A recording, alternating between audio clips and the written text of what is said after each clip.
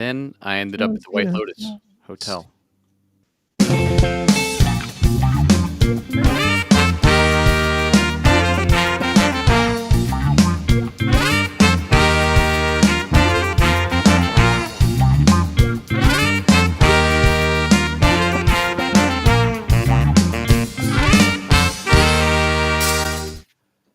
Hey, Again.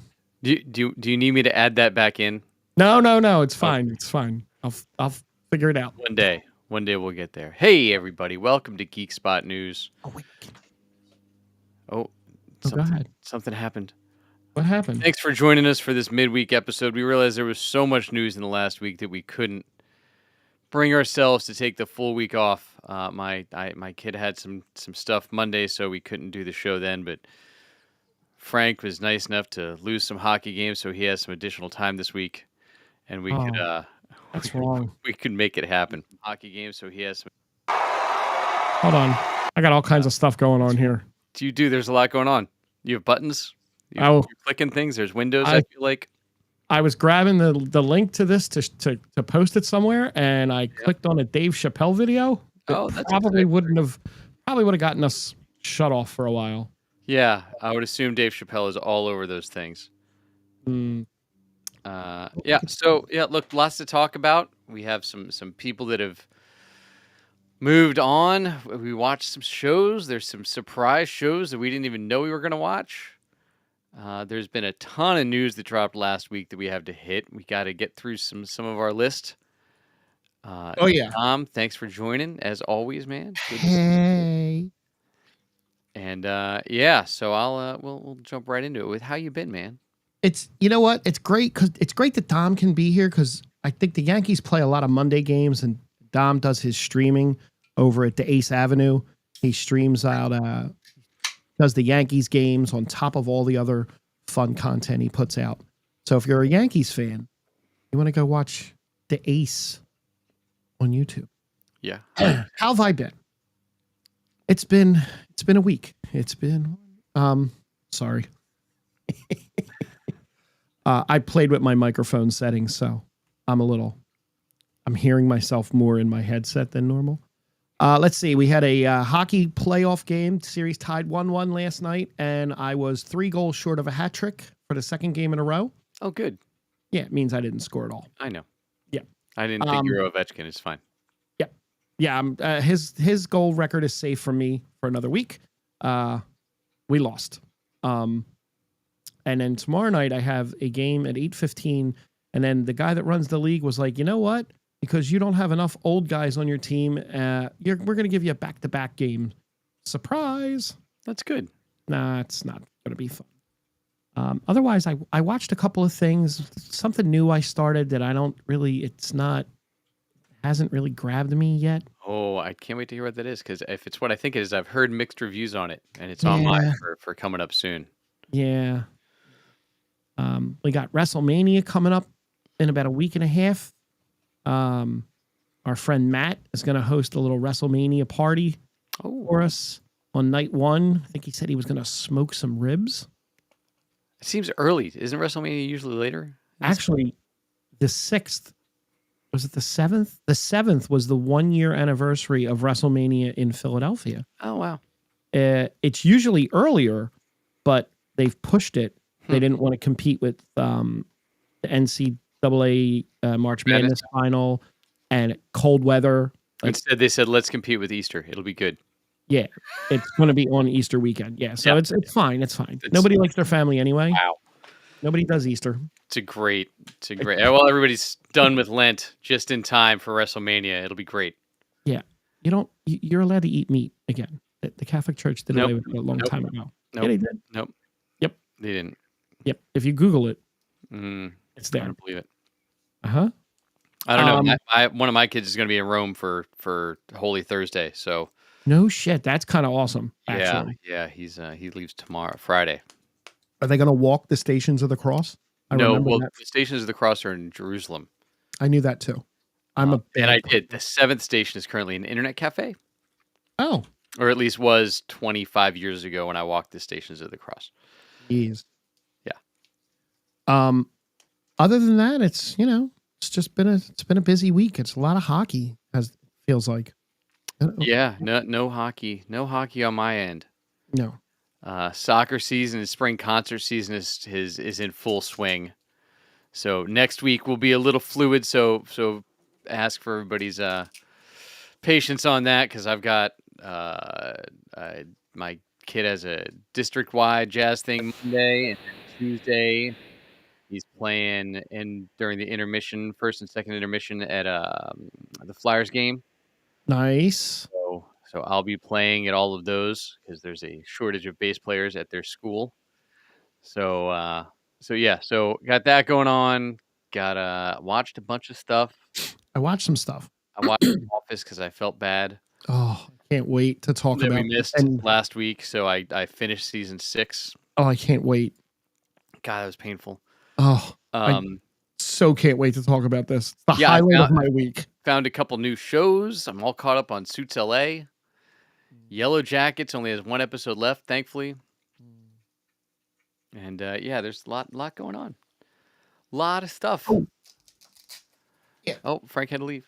Yeah, Frank forgot to put his light on. I will say, with all that stuff, and I'll hit Suits LA and Yellow Jackets because we won't go deep on either one of those. Suits LA's episode, I think it's 7 now, finally is done with their initial 6-episode story arc. So might have finally kind of found its path forward, and seems like it might get better. It was actually a really nice tribute this episode to John Amos, who starred in the first episode, and I think was supposed to be a recurring character throughout the show, and passed away after the pilot was filmed and before the regular production started. So they did a nice tribute to him. Mr. McDowell. Yeah. In this week's episode. And so that was cool. Though it's hard to believe that, as Frank just said, Mr. McDowell, that these guys that are younger than us on the show have any idea what Good Times was. No. Which is what all of their references are. My kids saw Minecraft over the weekend, said it was great. I missed the boat on that. For those of you that are wondering, Good Times aired from February 8th, 1974 to August 1st, 1979. And then in syndication through most of the 80s, and probably is still on. Probably I would on assume there's TV. stations that it's still on. Yeah. I missed Minecraft. I tried to play the game and it didn't. I'll grab it when it comes on the Plex. I might go see it in the theater. I've heard good enough things that I might go give it a shot. Though I saw today, speaking of the Minecraft movie, that we missed a massive opportunity due to the writer's strike, where Matt Berry from What We Do in the Shadows was supposed to be Steve, which would have been amazing, versus Jack Black just being Jack Black. Matt Berry is like he's British and posh and very rude and hilarious. So I would have loved to have seen him as Steve in that movie. So I'm gonna try and catch that before our next episode of this, though. I can tell you what the next movie I'm going to see in the theaters is. It Fast probably 10. is no. You know what? I would run to the theater to see Fast 10. No, it'll be Thunderbolts.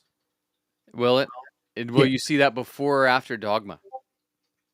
Ooh. This Dogma is back and touring. I think Matt expressed interest, since you're not going to be around. $50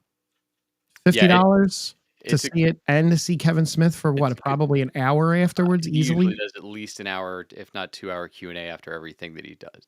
Yeah. So good luck. I will be out of the country, but I hope you guys enjoy. I hope I get tickets. But you just got to go buy them. Well, yeah, but I haven't yet. So Suits LA, yeah, it might stop sucking soon. And Yellow Jackets is God, I just want it to end. It's all over the place. It's like worse than Lost. Really? Where it has like had put all of these threads out there and it's just ignoring them left and right and being like, oh, you know what? We changed our mind how we're gonna write this. And like set up all this stuff and they're like, nah, not anymore. Hilary Swank's on it now, which is neat. But I don't know how much longer she'll be on it. But it's been, we got what's his name too, Joel McHale has popped up this season. So there's been some new people that they've brought on, but the storyline is just really all over the place, and it's not an easy watch every week. Yeah, I before we get to the list, I'm gonna mention the one new show that I watched. Oh, I can't wait. I started crap, I forget the name of it. The Studio. Thank you. I started the studio, and the cast looked like I looked at the cast list, and the cast list was just like, oh my God, this is a really good cast list. I have fallen off on Seth Rogen recently. He's not as funny an actor as he was. I think because he stopped smoking weed, he lost some of his charm. It's not a bad show, but it was like, I don't know. The first episode was decent.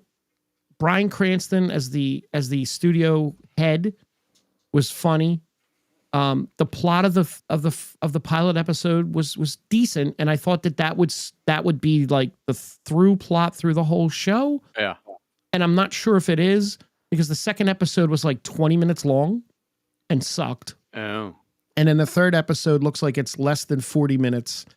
And I haven't been able to pull the trigger on the third episode. So I've heard the critics are raving about the show, but the audience score is not good.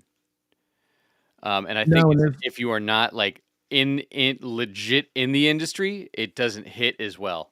Apparently there's an episode with Olivia Wilde, and she like does some like on the nose stuff about the stuff that was surrounding her with the movie that she did with Florence Pugh and them. Oh, yeah. But yeah, I guess there's a lot of jokes that I don't chuckle at that are probably super inside jokes that, like, if we did a cover band documentary, we would have all these like funny, awesome inside jokes, and people would watch it and go, that wasn't funny.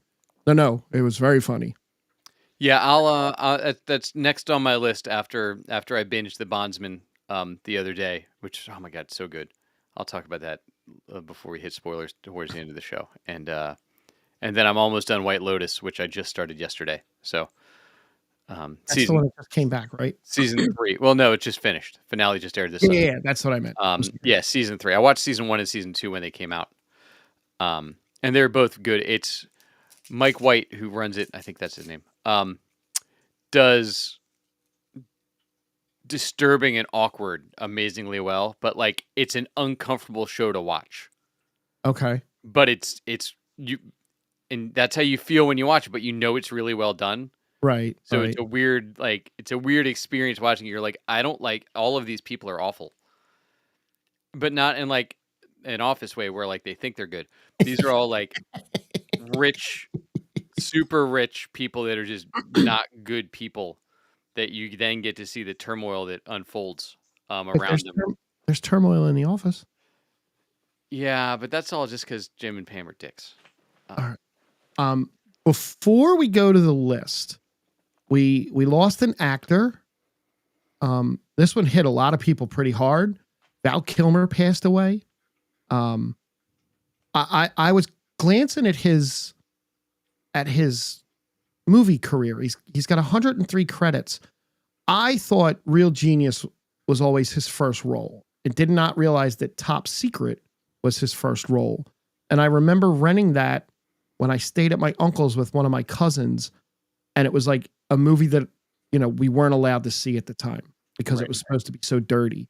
And I vaguely remember Top Secret, but I really remember him from Real Genius, which I think I've seen that movie a couple dozen different times. I've seen it at least how many with Laszlo. Oh my God. Yeah. Oh my God. And then realizing who all the people were, you go back and look at it. And then he went right from Real Genius into Top Gun, and he wasn't even supposed to do Top Gun, or he didn't want to do Top Gun. He had signed some weird picture deal, and it ended up becoming one of his, most iconic roles until, he was in Willow.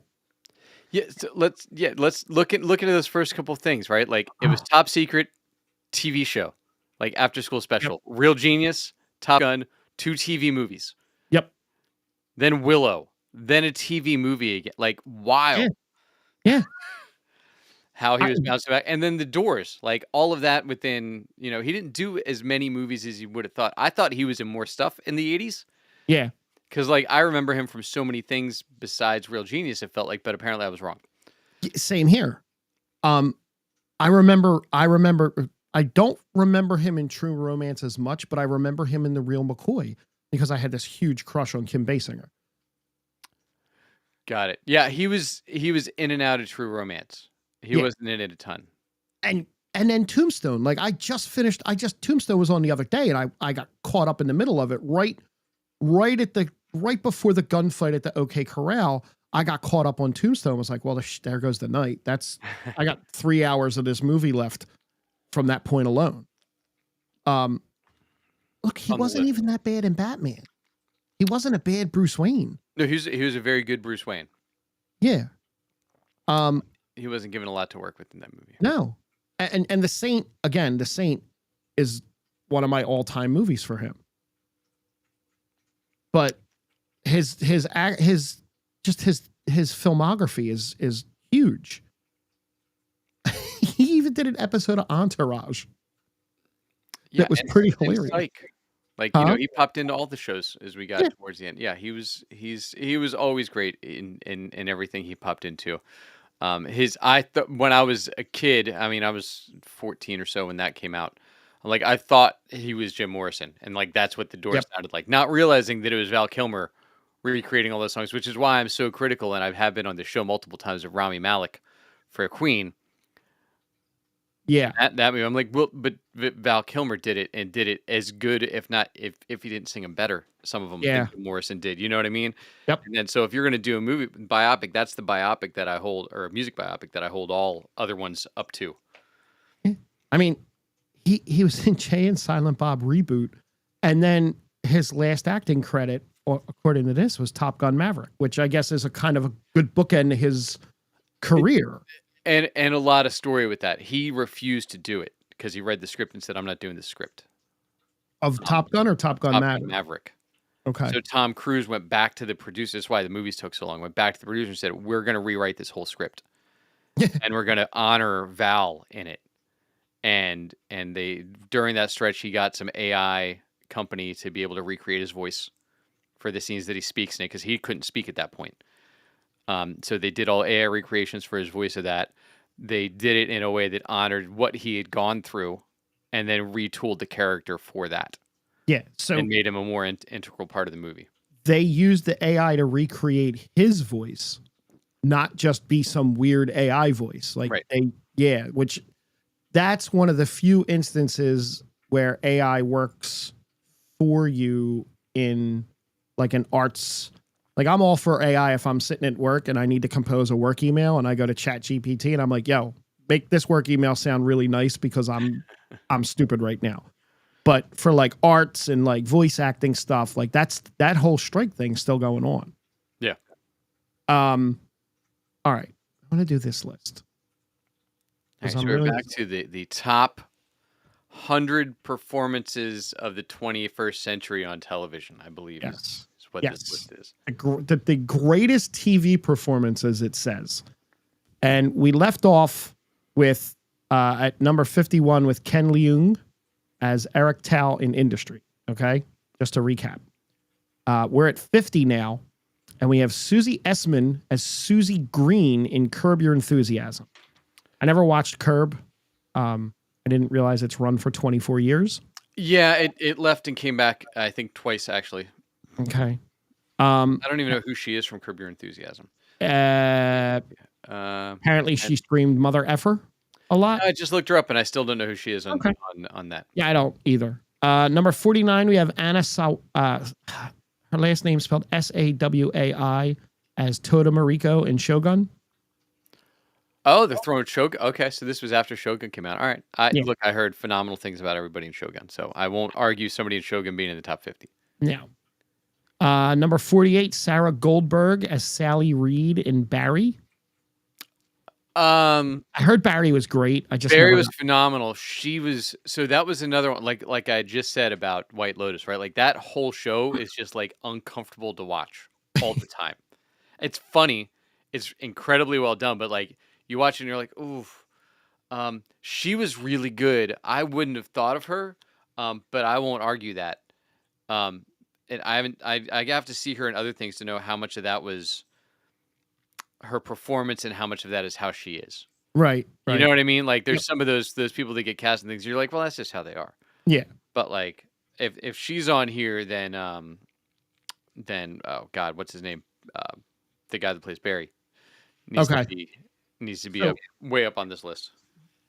so I sent this list over to my manager and I told him, don't tell me who's on the list. He was curious. And he said, just remember that I laughed at number 40. So I don't know who number 40 is. Number 47 is William Jackson Harper as, I'm going to get this wrong, Shidi Anagone. Chidi Anagonwe Okay. from The Good Place. From The Good Place. Fantastic, great choice. I heard the show is great too, but I know the twist. So what's the point? There's like 7 twists. Oh, okay. I only know the one. You know the first season twist. It went for 5 seasons. Oh, okay. Okay. We got number 46, Christina Applegate as Jen Harding in Dead to Me. I like that she's on there in general. I would put Linda Cardellini from there above her, so I hope she's on this list. Okay. But Christina Applegate was very good on that show. Not top 50. Well, in that's my what opinion. I think there's more. There's people that from 50 to 100 that should be down in the top 50, but Yeah, you know. At number 45, Mary Bartlett as Armand in The White Lotus. Oh yes, he should be higher. Okay. Oh, he was season 2. He was phenomenal. Okay. Then we have Watching his descent into kind of madness and chaos that he goes through in season 2's. There's season 1. He might be season 1. Whichever season. It was phenomenal. He was season 1. Now that I think about it. Then we have at 44, Uzo Aduba as Aduba, Suzanne in Crazy Eyes Warren. Orange is the New Black. You can tell I haven't looked at this before because I stumble. Yeah, I would take her. Okay. I didn't know Murray Bartlett from Last of Us. He was the partner. Okay. I got Frank. Okay. Bill and Frank episode. Yep. Number 43, Devery Jacobs as Alora Danon Postowak from Reservation Dogs. That's an FX show. Yeah, it's a phenomenal show from what I've heard. Okay. I've not watched it at all. It's Taika Waititi. Okay. But it's all about the Native Americans living on a reservation. Gotcha. In modern times and kind of digs into all that. Gotcha. Number 42 is Christine Baranski as Diane Lockhart from The Good Wife, The Good Fight. I like her in general. Yeah, I'll take Baranski. That's good. That works. Yeah, Murray Bartlett was season 1. Yeah, I like her. I remember her from Big Bang and a couple other things. I remember because my daughter was obsessed with Mamma Mia for quite a long time, so I watched it a lot. Number 41, Kerry Washington as Olivia Pope in Scandal. Yeah, I'll take her on there. Well, I guess this is why he chuckled. Number 40, Danny McBride as Kenny Powers in Eastbound and Down. Okay. Yeah. Never watched it. I always wanted to watch Vice Principals. Because you love Walton Goggins, who is in the latest season of White Lotus. Oh, okay. Number 39, Gina Rodriguez from Jane the Virgin. All right. I don't know if top 40. Yeah. He's very good. Yeah. Then we have at number 38, the new Lois Lane, Rachel Brosnahan as Miriam Midge Maisel from The Marvelous Miss Maisel. I heard nothing but great things about that show. Yeah, I don't have a problem with her on this. I'm starting to have less problems with the people that they put on this list. I'm right. Policeman, I'd have to see it all to see who should really go where, but I'm good with her being where she's at. See, the first thing I saw her in was House of Cards. She was a call girl. Oh. Yes. She was all out in that one. Mm-hmm. Number 37, Maya Erskine as Maya Ishii Peters in Pen 15. Oh. It's a Hulu show. Yeah, I never saw it. No. But okay. I heard fun things about it. Oh. 36, we have Sarah Paulson as Marsha Clark in The People vs. OJ. Oh, because that's right. They randomly include TV specials on this. Randomly, right? Or I would limited think series. that she got something that would be for American Horror Story. I don't know if they're going to double up. It's American Horror Story is tough because she's a different character every Gotcha. Okay. season. Okay. Then at 35, we have Brian Tyree Henry as Alfred Paperboy Miles in Atlanta. All right. I hope the whole cast for Atlanta is on there. Was it that good? Everything I've heard about it is the show is fantastic from start to finish. 30, that Maya Erskine you just mentioned. She was also the voice in Blue Eyed Samurai. She's on Mr. and Mrs. Smith. She's Mrs. Smith. Okay. Where am I at? 34, America Ferrara as Betty Suarez in Ugly Betty. Wow. High or low? So long ago. Yeah. 2006 to 2010. I mean, that was her breakout role for sure. Yeah. You know, I liked her on Superstore, but I think she was actually probably really good on Ugly Betty. So far, nobody from The Office. Oh, wait, that was before this. 33, Claire Foy as Queen Elizabeth II in The Crown. Okay. The Crown's another one I kind of wanted to watch, but never just... And now it's just so long. Yeah. It's a full weekend investment to dig back in, I know. Yeah. It's like rewatching The Office. Oh. For the first time. 32, Niecy Nash as Dee Dee Ortili in Getting On. I was on HBO for 2 years, 2013 to 15. I know her from plenty of things. That is not one of the things that I know her from. Oh, this is a good one. There's one that I actually saw. Number 31, Ian McShane as Al Swearingen from Deadwood. Love Deadwood. Yeah, I'll take that. I was a huge Deadwood fan. I like him in the top, well, just out of the top 30. Okay. Number 30, this is the darling of the internet right now, Sydney Sweeney as Cassie Howard in Euphoria. Yeah, I've heard it's great. Yeah. Everybody loves her. Number 29, we get Claire Danes as Carrie Matheson from Homeland. Oh, yeah, 100%. Homeland is another show I want to see ever since I saw Billions and found out that Damian Lewis was in Homeland. He's on the first couple seasons, yeah. She's fantastic. She's very one note though in it. Like every season, it's the same kind of vibe from her. But she is very good as Carrie Matheson. Number 28, Jean Smart as Deborah Vance in Hacks. 100%. Show is back tomorrow night. She just won it.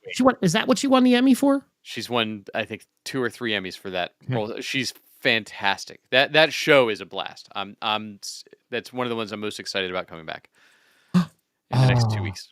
Here we go. I would have put my man here in the top 20, but at number 27, Kyle Chandler as Eric Taylor in Friday Night Lights. Friday Night Lights popping up. You know what that means? It's almost time for. Oh no, it's not.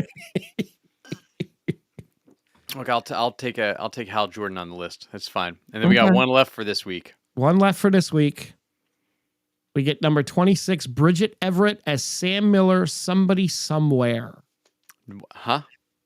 Yep. There's an HBO show from 2022 to 2024. Yeah, I don't. No, I don't know it. I don't know who that is at all. Nope. Neither do I. She's hands in on the surface, but beneath it all struggles to fit the hometown mold. Oh, I know who she is. Okay. She looks familiar. Yeah, I know who she is. I feel like she's. What else has she done? Nothing else that I've seen. Great. Hey. She was a drunk party girl in Sex and the City, in the Sex and the City movie. Next week we'll see. Well, next week or the next time we get to do this is we'll see what the top 25 are. I'm curious. Yeah, I think we only have one doctor so far on the list, right? I think only Peter Capaldi had made the list so far from a Doctor Who standpoint.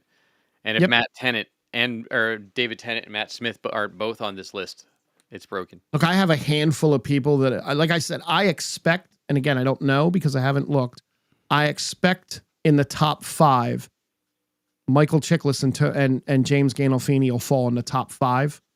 Didn't we say Sopranos doesn't count, or does it count? I think Sopranos does count, but so far, nobody from the Sopranos cast has popped up, so maybe it doesn't count. I don't know.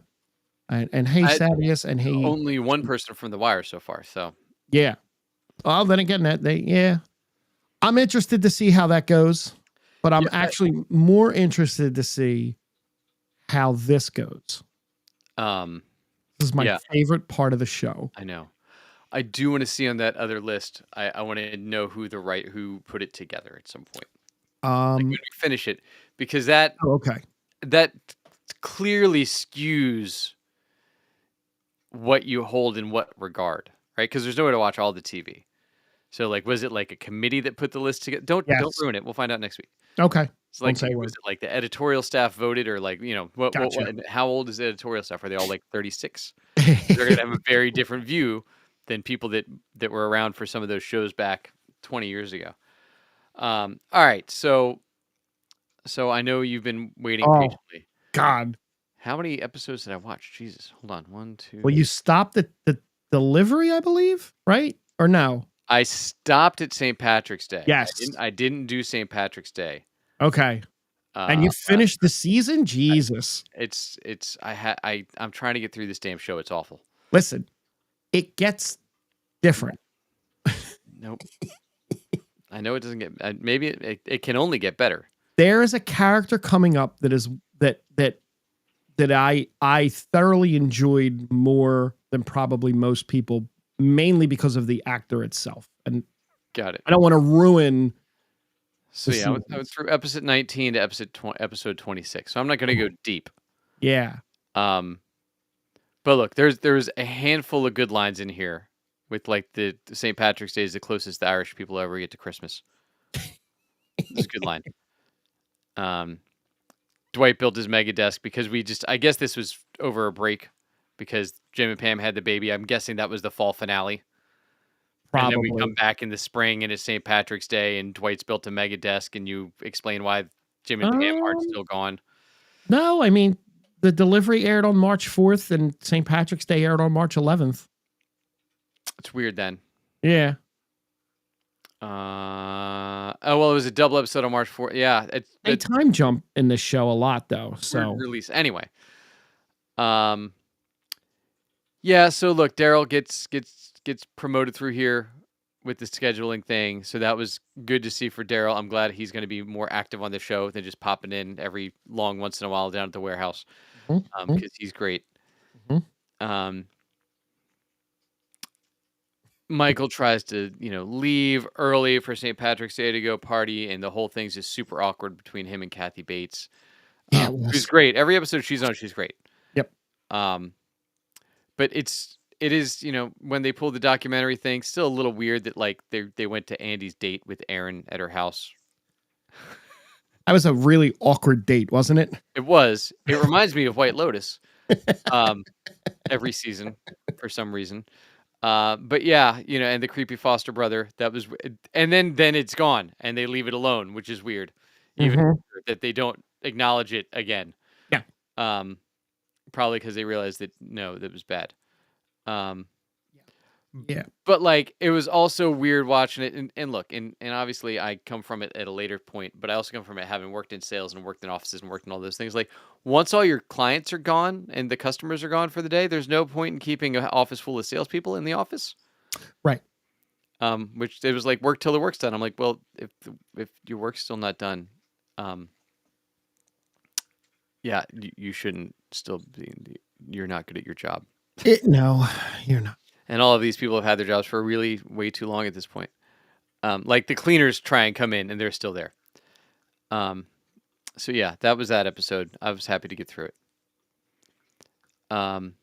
There was the cold open with Jim and Michael for getting confused with who Johnny Depp was and trying to do an impersonation of him on the new sales leads, which was that was like a burner episode. There wasn't anything really great or good in that episode, right? Salespeople are all trying to get the new leads. They're turning into dicks because they're making all this money, which doesn't create a weird thing in the office. And we forget about it again by the next episode again anyway. So, not like I said, that was a complete throwaway episode for me, other than the bad CGI scenes in the dump. Yeah, that was really, really, really bad. between Dwight and Michael. That was moderately funny where they're fighting at the dump, and then Aaron and Andy end up hooking up at the dump. Yeah. And like I said before, they said that the most expensive shot they ever filmed on this episode was Jim proposing to Pam and that whole recreation of that whole rest stop. Yeah. That was like that was a $250,000 shot. It's wild. Yeah. It's more than the whole show should cost. Happy hour, another one not super deep, other than Oscar wants to have a happy hour date because he wants to still make out with the warehouse guy. Which I guess Oscar's single now, because they've never really touched on that Oscar's suddenly single in all these seasons. Single. Yeah. But he's been working that warehouse guy for a while, but like he had like a house with his boy, like, yeah, and they just ignore all that. Yeah, it's not important. I know, but like I would love the backstories on the side characters so much more than Jim and Pam. The doc team only follows specific people around at specific times. They don't follow everyone around all the time. Yeah, just Jim and Pam. Yeah. You get to meet Date Mike. Yeah. Look, because Pam decides she wants to go out to happy hour, but then invites everybody she's ever known in her life with her. Her high school buddies are there. Her sister's there. Like, just weird. No, that wasn't. Sister-in-law. Isabella's not her sister. College roommate. Who's Isabella? Isabella's friend or something. I don't know. Yeah, she's a friend, and she invited. Honor, wasn't she?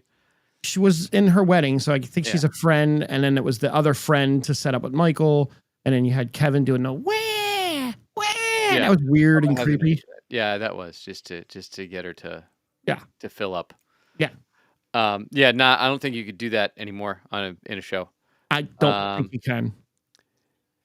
Yeah, look, Andy doesn't know how to go on a date, which is weird that Andy's like, I don't know how to do this office thing. I'm like, you were engaged to somebody in the office. Like, what are we doing? That whole was super awkward. It was really weird. But now you got the origin of one of the greatest memes on the internet with Dwight and Isabella and Angela coming up behind him and pinching his arm. Yeah. Is that a meme? I've never seen that meme. It's a big meme. Huh. Yeah. But then but when she does that though, she says she's going to take him to court, and Isabella actually backs up Dwight. It's like, what is going on? And then she whacks him. Yeah. And then, I appreciated Amy Pete's showing up and Michael hitting it off with her. I was like, oh, she'll be back. Oh no. Really? Yeah, I had a feeling that she would come back. Mm-hmm. And then we get Secretary's Day. Oof. Which, speaking of Andy being engaged, this is another awful episode. You get lunch with Michael and Aaron because Andy makes it, and it's the Cookie Monster video going back and forth with Kevin. That was a funny bit. Yeah. Gabe trying to handle that. That was fun, but it goes back to, again, everyone in the office is being mean to the slow people. They're like, hey, you might be autistic or have something going on. We're going to make fun of you to everybody around. So when it's not Dwight, it's Kevin. So that was rough. Well, Secretary's Day was directed by Steve Carell and written by Mindy Kaling. It's weird.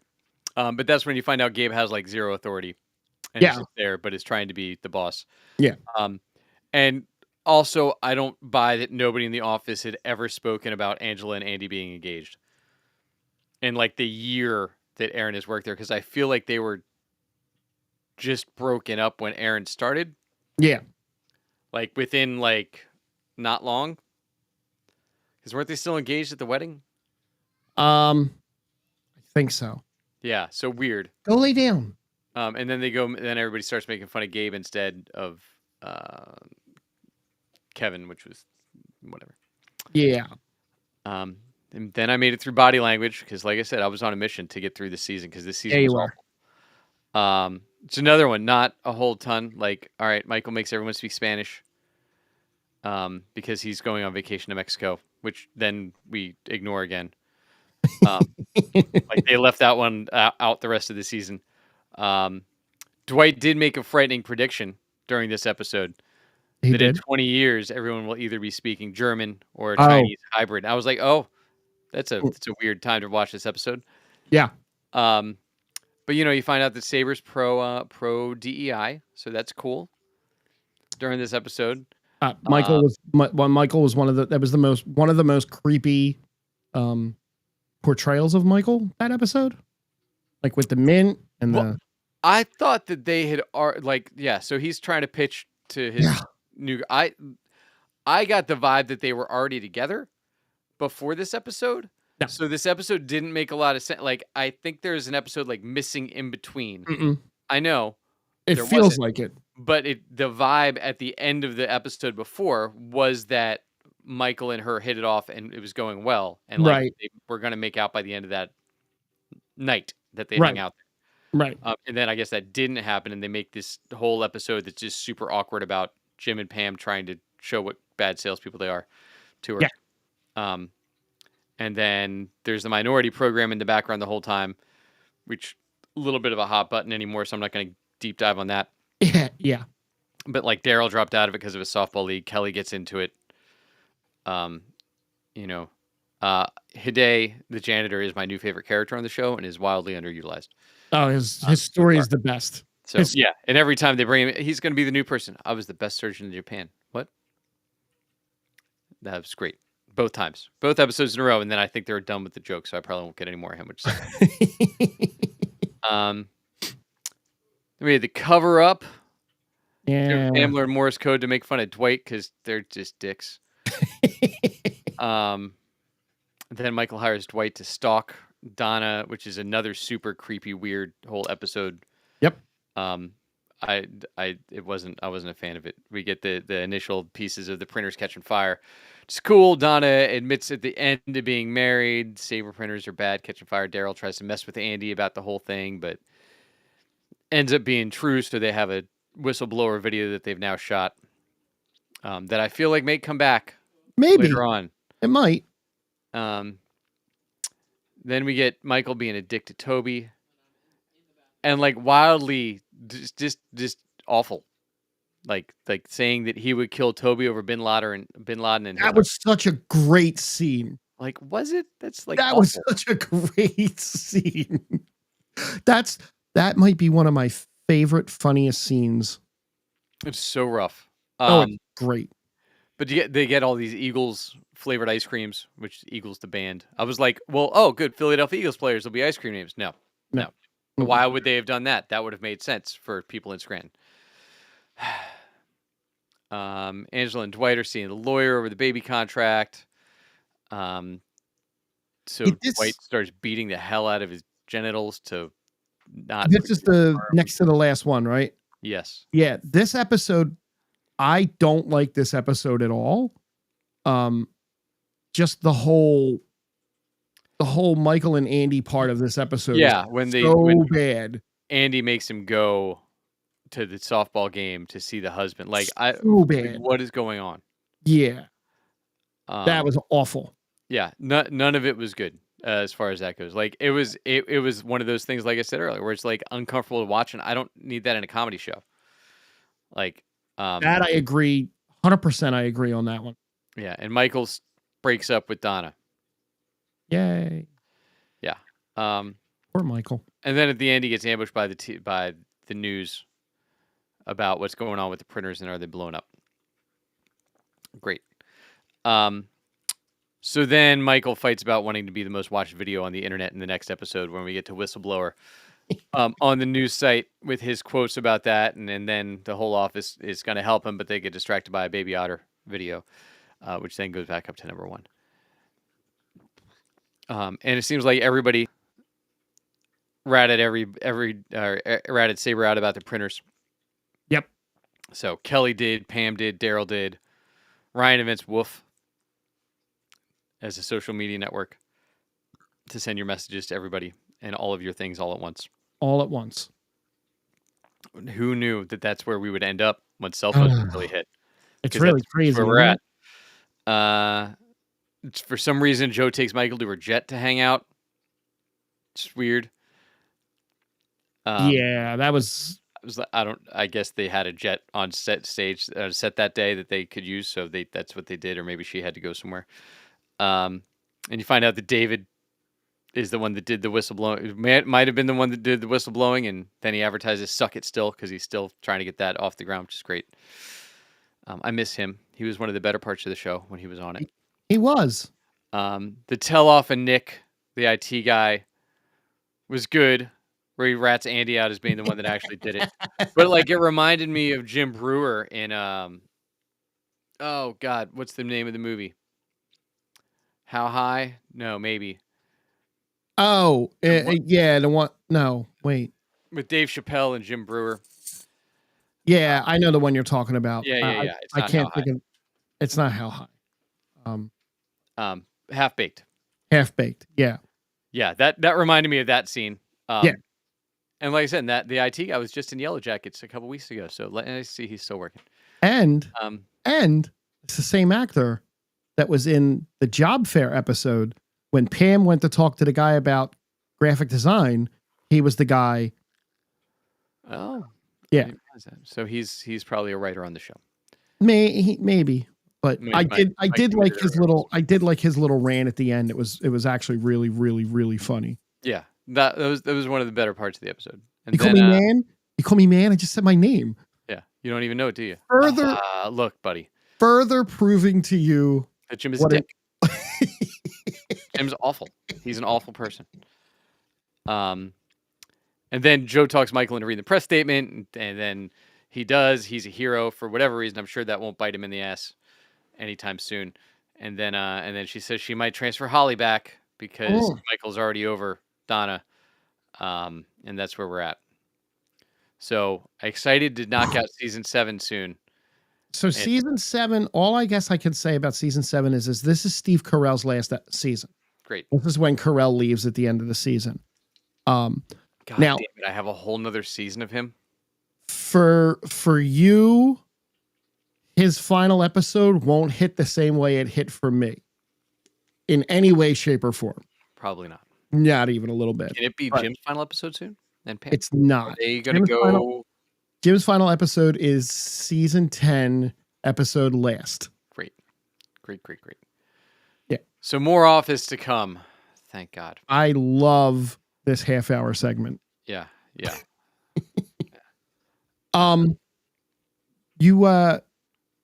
there's really not a ton of new stuff except for like Minecraft is destroying the box office right now.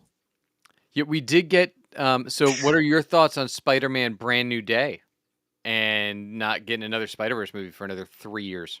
Well, that means I can watch go lay down.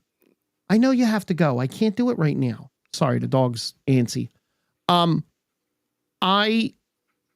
don't know what the comic book. I've seen stuff online that basically says that, hey, they're adapting this. If they are adapting this, oh no, this isn't good. I assumed before seeing any of that Brand New Day just meant that, okay, he's him. You know what I mean? He's Peter Parker now. Nobody knows who he is.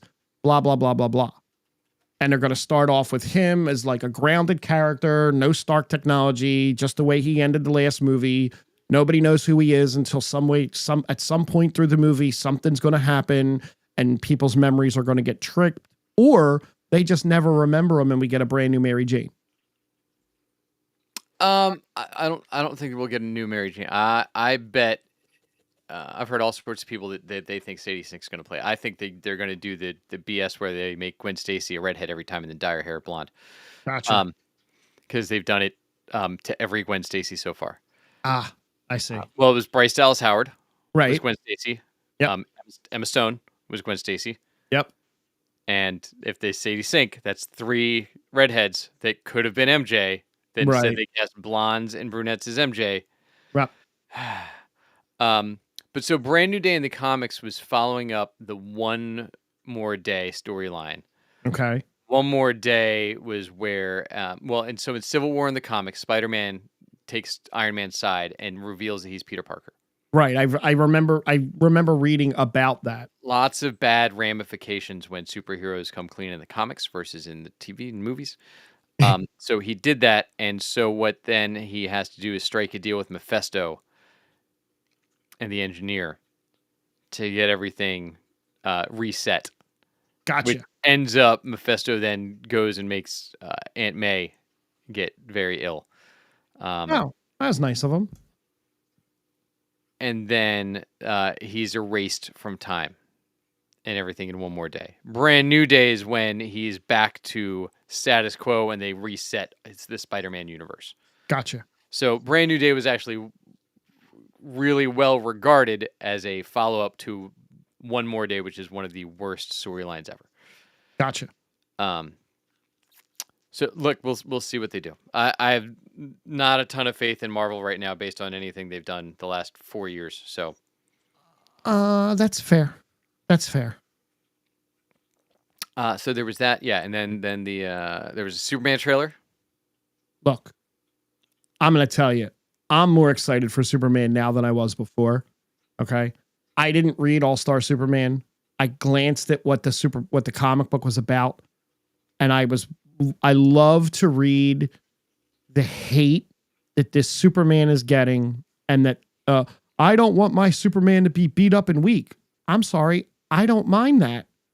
I get it. He's Superman and he's supposed to be, this most powerful. Well, let's see why. Like, we don't know why. Right. And apparently this is the opening of the movie. Like this is yeah, that's what James Gunn said, I believe. But I don't see how this is the actual opening of the movie. Crypto is a dick, but Crypto is He's a dog. He's a great dog. Let me preface that. He's a menace. He's a great dog. The fact that we got that more opening, that whole little scenario with him, I was loving life. I loved it. I love the look of the fortress. I love how the whole thing moves. I liked the robots. I like, that's James Gunn's little quirky sense of humor with the way the robots are, thank you. Oh, don't thank us. We're automaton. Like that's what makes his movies endearing, is because that little bit of humor is there, but he's going to have a serious movie down over here. Yeah. And I like what they said, that they're dropping you in the middle of Superman. Like, you're not coming to a world with no superheroes and where he's the only one. There's other superheroes all around. And this is an already established Superman and an already established Lex Luthor and an already established Lois Lane with their love story already established. Like, I don't need to see the beginning of that again. I've seen it. I watched it through Smallville. I watched it I've seen it. I'm very hopeful for this movie. I think this movie is going to be fantastic, personally. Fingers crossed. Yeah. Apparently he said there's like a 12-minute interview between Clark and Lois that they filmed, and it was more like a chemistry thing. And he said it's just, they knocked it out of the park. Oh, good. So I hope we get that as a behind the scenes thing one day. You have 3 months to watch The Marvelous Miss Maisel to be bought in. That's true. I liked her, I liked her in House of Cards. That's what you said. Liked all of her in House of Cards. Yeah, I did. Yeah, some other stuff out of CinemaCon, but nothing crazy. Bunch of previews and trailers and things like that. Yeah. I found, as I was watching through or finishing up Wheel of Time from last week, that there was a new show that dropped called The Bondsman. Yes. Which I was like, let me see what this is. So it's Kevin Bacon. And no spoilers, because this is all in the first 10, 15 minutes of the first episode. He is a bail bondsman bounty hunter who gets killed in the first couple minutes. Mm-hmm. The devil decides to bring him back to now hunt demons. And if you enjoyed Ash versus the Evil Dead or any schlocky, funny, horror, gory, just good time, like quickies, every episode's like 30 minutes long. Mm-hmm. It's so good. I binged it in one day. Stuff I don't like. Well, no, you like funny things. Right, but I don't like horror, gory things. It's not over the top with gore. There's some gore, but nothing. It's not wild. Okay. But it is an absolute blast. Kevin Bacon's great. Jennifer Nettles from Sugarland is plays his ex-wife. Kevin Bacon from the Avengers? Yes. Okay. Just wanted to be sure. Which Avengers is Kevin Bacon in? He's from the Avengers. Sure. That's what what Star-Lord thinks. Oh yeah, that's right. I see. It's been too long since I rewatched that. So yeah, but I loved it. Every minute of it I thought was great. It doesn't take itself seriously. It's got musical aspects. It's got the kid from Lost in Space plays his son, who somehow that kid is now 6'4" and like Wow. massive. The original No, or the movie? no, neither. The Netflix show that I used to talk about on here. Oh, That yeah. was great. The one with Joey. No, No, that's the one that's from the movie. 20 years ago with Gary Oldman. That's the movie. You're right. This is the one with from Paradise. Oh, okay. Sinatra from Paradise. Julia Yeah, Nichols yeah. is one of the leads in that one. And Piper, That's where I recognize her from. not Piper Perabo. No, not her. No, what's her name? Parker Posey Parker Posey. was in this Lost. It was on Netflix. It was like 3 seasons. It was amazing. So good. Yep. Um, Maxwell Jenkins.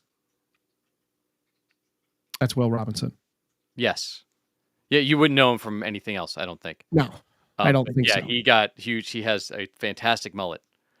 Oh, okay. That might get me in. But dude, the whole show is just fun, and they know it's fun, and they were like, "Wait, I get to make a fun horror show about killing demons with Kevin Bacon. I'm in." It's also the guy that was the showrunner is the one that did Daredevil season 3. Okay. And I looked him up earlier. He's showrun multiple things. That's one of them. He was supposed to do Daredevil season 4. Right. Until he got screwed out of that. What is his name though? I can't remember his name. But yeah, it's great. I can't recommend that show enough. Go watch it. It is a quick, easy. Like I said, it's 8 episodes long. They're 25 minutes each. It's not even a 4-hour binge. It's less than watching Eric Olson? Yep. Okay. Yeah. It's a faster watch than any of the other shows we ever talk about. So I would recommend going to watch that. I'm in need of something, so that's good. I will just real fast touch on the box office thing. Minecraft pulled in 162.7 million at the domestic box office, surpassing the Super Mario Brother movie for the highest grossing debut for any video game adaptation. At the time of this article's writing, which was 9 hours ago, it has crossed 323.3 million at the worldwide box office. Yeah, which it's doing well. Shockingly pushes Jack Black over $5 billion in his career. Yeah. How crazy is that? Jumanji is helpful. A little bit. Carnival Row was the other thing that he was Okay. He also wrote some episodes of Arrow, Unforgettable, I don't Andromeda. I don't want to spoil. Again, I've tried to. You didn't read the Wheel of Time books, right? I did not. No, so I'm trying not to spoil plot points and whatnot. The last episode, it took me 2 tries to get through. The first half of the episode was really rough for me, and then the second half of the episode kind of picked up and was like, okay, they reintroduced the character that disappeared in the first season, which is basically what happens in the books, but in a different way. They brought back Tom Merrilin, the bard, basically, the Gleeman. He has a very major role through the rest of the story in a way. There's a big moment with Matt that was supposed to happen at Ruidian that I believe they're still going to do, but they're just going to change the way it happens, and it changes Matt's character for the better. It made Matt probably my favorite character in the books all the way through. All right. And it looks like they're setting up to do the Battle of the Two Rivers, which is a monumental moment in the book. It's a major moment. They're really fast tracking this. There's a lot of interplay between Fail and Perrin way before this that leads up to them kind of being together. Yeah. I don't have time for all that. No, there's no time for all that. It looks like they kind of completely wrote out a whole book. Like they're just doing away with at least one or two of the. It's like book 4, right? Is what I think I've seen. I think that's the one that they're kind of totally doing away with, and they're switching up the way some things are happening. But in an overall sense, as a book reader, I'm thoroughly enjoying this season way more than the first 2. It's been getting that's what I've been seeing from everywhere online from all of the book people have been like, you know what? I stuck with it and I'm glad I did. Yep. This season is way better. Yeah, 100%. What else? We had one Daredevil. Yeah, we two Daredevil episodes because we had last week's that aired after we went, and then this week's. We're definitely watching 2 different shows, right? Yeah, look, so episode 7 was the Muse, where we spent 6 episodes setting Muse up, and then we said, yeah, we're just gonna rush through this and make it super fast, and all right, Muse is dead. Bye. Like, yeah, I was not a fan of it. We get to hear also Wilson Fisk's take on the original Daredevil show. At the beginning of it, he kind of gives like, hey, this is what I thought about those 3 years and how Matt treated me. And then, yeah, and like it's all these little things that should have been dropped through the season. Like, we should have gotten snippets through the season of like Heather with her patients. Yes. And then this wouldn't have been like, oh, we're getting Heather and her patient. Oh, that's going to be Muse. You know what I mean? Like, it felt rushed to have set up this huge, big serial killer and then like wrap it up in like 45 minutes between the 2 episodes. I was extremely unhappy with that. I really, and apparently that's the last episode written by the original showrunners. Yes. So they've interspersed some scenes from the new showrunners in over the last 7 episodes. 7, right? Well, episode 1, 8, and 9 were all the rewritten new episodes. Right. So everything in the trailer. The Muse thing was a total letdown. I feel like that, like you said, they built this. They spent months building this character up and telling you how Disney's letting us go all in, and we're going to be able to show the true Muse, and we really didn't get to see that, right, from the comics at all. No, and the one in the comics is like way darker. Like, so there was Daredevil in the comics had a partner around this time called Blind Spot. Okay. It was like a quick teleporter. Who Muse rips his eyes out. Yeah. See, and then he's like, now he's a blind character going forward and gets, because of the parallels back to Daredevil, like they ignored all of that stuff about Muse's art. Like he takes people's eyes, which they left out because it's a little too dark for Disney. Sure, that's understandable. But like that's the parallel to like Daredevil. Right. He's a blind man and he's fighting serial killers, making other people, and then and Heather is the one that does the killing. Right. But also, like, look, dude, if you were a black belt in Taekwondo, let's say in high school, do you think like 10, 15 years later, you'd still be at a level to take on a superhero? I don't think so. Muse was still top notch. Well, maybe he practiced his kata. Yeah. Though, look, I mean, Matt, it's so weird how they're playing Matt in this, because I don't buy for a second that the guy that can swing from a rope on a billy club from building to building also can't just take over a fight and gets the crap beaten out of him every time he fights anybody. And still wins, but like takes a lot of hits before he fights back. Like, finish him off. Even with the cop in episode 5, like same kind of thing. Or the Irish guy in episode 5, like when he goes and fights him in the middle of the street. Just a weird back and forth. So yeah, that was episode 7. Episode 8 that aired last night. So spoilers if you haven't watched Daredevil from this week yet. It'll be the last thing we hit. So go check that out if you haven't yet. But you can tell the whole tone of the show is completely changed. Yes. The cinematography is completely different. The writing is completely different. Yep. All of a sudden, Bullseye's in the show again, which he hasn't been since episode 1. No, and I like what they did with the blue filter with him. So the blue lens filter was kind of like his. So I didn't see season 3, okay, but I know that they did some kind of experimental surgery on him that ended up giving him like super sight. Right? That's what ends up happening to him. Sure. It's been a long time. It happened. They did some kind of experimental surgery on him that saved his life, but it ended up enhancing his sight in a way, for the bullseye stuff. Yeah. Now, having not seen season 3 and not knowing that much about Bullseye, except for the one that was in the Ben Affleck movie. Yeah, much better costume. I'm kidding. Yeah. That was an awful costume they did with Colin Farrell. They had the bullseye branded on his forehead. I really did like... See, I really enjoyed this episode. I thought this episode had that tension the whole episode. That you didn't really know what was going to happen. And I felt that tension all the way from the moment he spit the tooth at the guy and killed him, which he's got super spit too, I guess. No, he didn't kill him. The guy went away, and then he picked up the scalpels and killed him with the scalpel. Okay.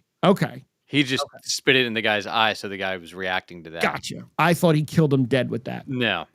But so what I guess happened was Matt knew that pounding his face like that was setting him free, right? I don't think that. Okay. Because that's what it looked like, is that Matt pounded his face and kind of knew what was going to happen. No, I think that was one of their ways. And look, like I said, I think we watched different episodes because you really enjoyed this episode. I totally did. And I even more so reading this little blurb from the directors on the final shot of the episode. Yeah, for me, the episode was still like all over the place. Like it was, but they're trying to kind of all of a sudden really show Matt unravel. Yep. Which again, like we've had 9 episodes to do this shit. Like why is everything on this show like so forced? Like this should have been like over weeks. Right, where you like see the progression over, and instead it's like, all right, here we go. We're gonna watch Matt completely fall apart in this 35 minutes. Go. It's like, well, but you had 7 episodes, you had a whole episode last week that you could have done that in. You know what I mean? Like there's all these chances they had to do the stuff that they didn't take. And look, that's their choice. If it works, great. Not my thing for it with this. You get the Fisk and Vanessa stuff with Adam. Yeah, it was weird. I didn't expect her to go that route. Obviously, there's still something up her sleeve with the reveal that we got at the end of the episode, right? That she's the one that contracted the hit on Foggy. Yeah, and it happened, and something that had to do with Foggy and Benny, and Foggy celebrating early because he knew he was going to get the win, and that would have ruined Fisk's life, basically. I guess that would have put him in jail. I don't know if it's Fisk or Vanessa or crumbled their empire. Right. But it was going to mess their lives up. Yeah.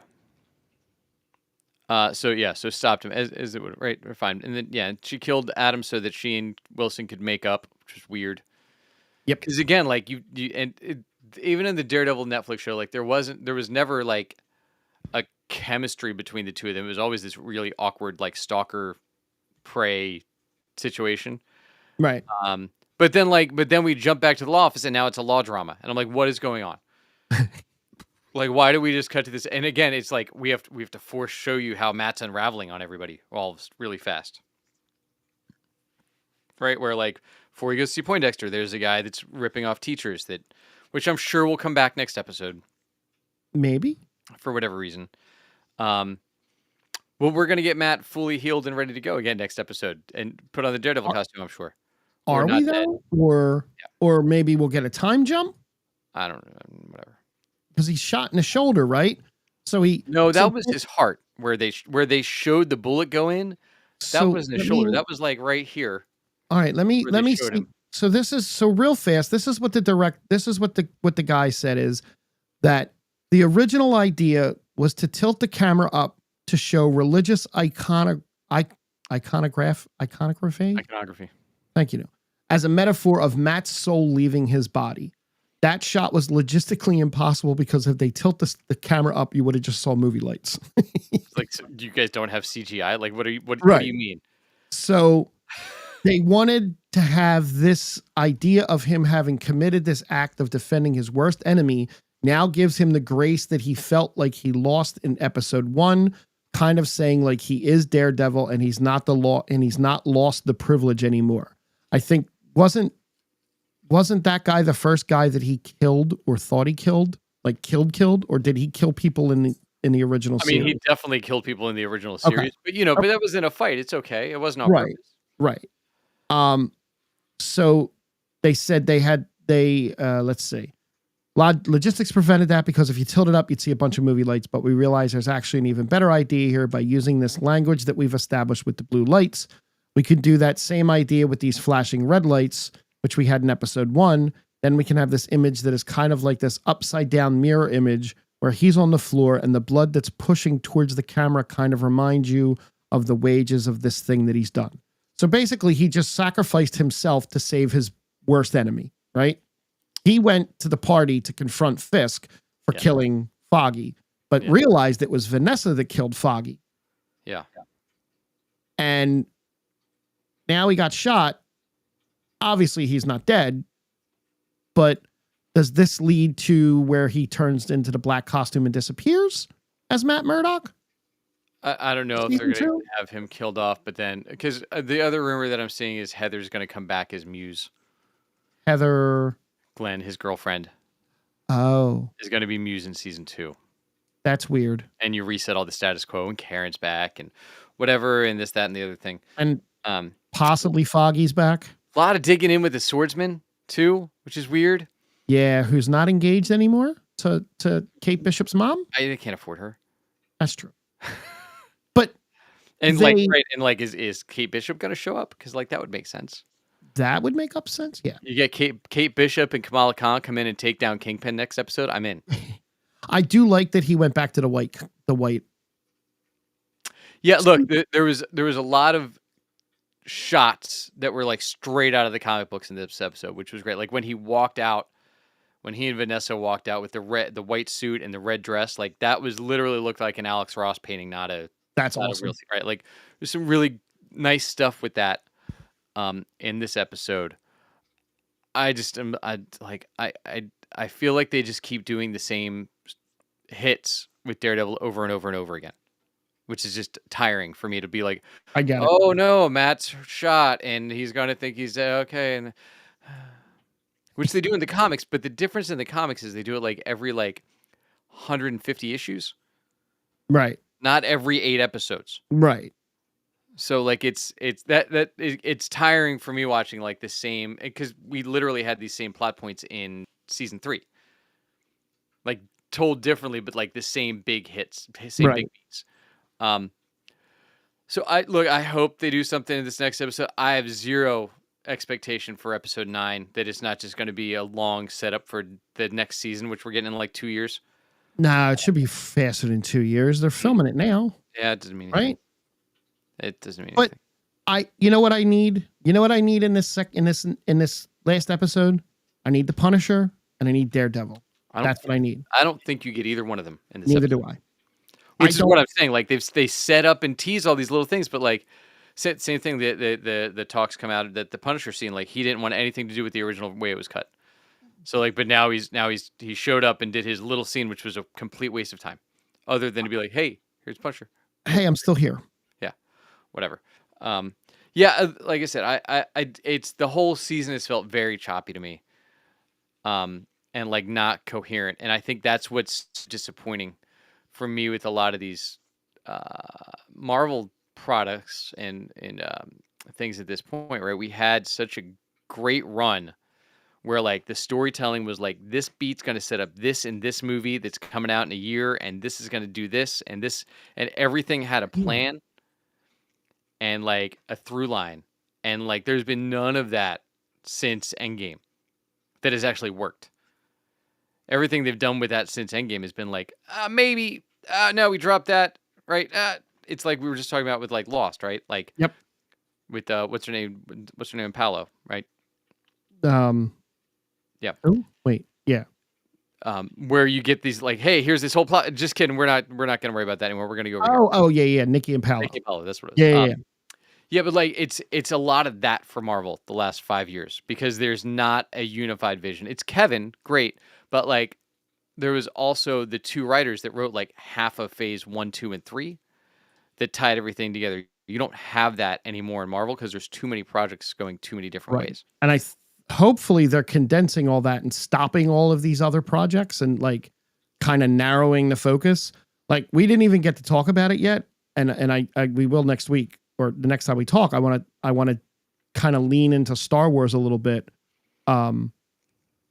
where I'm very worried, and I'm going to leave it on this. I'm very worried about what I've read about the Mandalorian movie, and that's the first time I actually am saying that out loud. I was very happy about that movie. I'm very, very worried if what I was reading is actually what's going to happen. So we'll just leave that as a little teaser. Yeah. So check us out everywhere that you get your internet. I'm at Jack Kid Music. Frank's at Gimzak. We got a lot more to talk about next week. We probably will have the Daredevil finale. Black Mirror is back. Hacks is back. Doctor Who's back. Last of Us is back. Wheel of Time's closing on the finale. We got our top 25 list to go through next week. So many things. I'll probably watch at least an episode of The Office, but thanks for finding the Geek Spot with us, everybody, and we will see you all next time. Bye.